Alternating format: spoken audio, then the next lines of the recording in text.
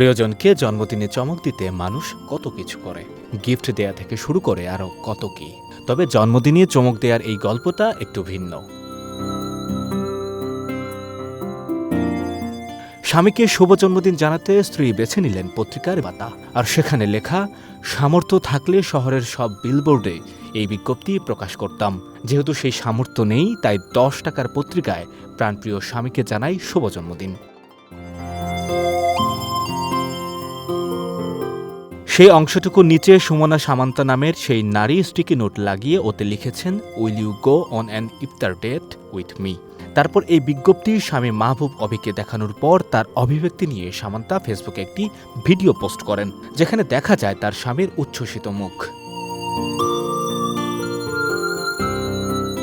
আর ভিডিওর টাইটেলে লেখেন, বিয়ের আগে তিনি নিজের জন্মদিন নিয়ে উচ্ছ্বসিত থাকলেও এখন নিজের চাইতে স্বামীর জন্মদিন নিয়েই বেশি ভাবেন। বিচ্ছেদ আর সম্পর্কের টানাপোড়েনের এই উর্বর সময়ে এমন ভালোবাসার গল্প যেন এক পশলা বৃষ্টির মতোই আরাম দেয়। সঞ্জয় দত্ত, বৈশাখী সংবাদ।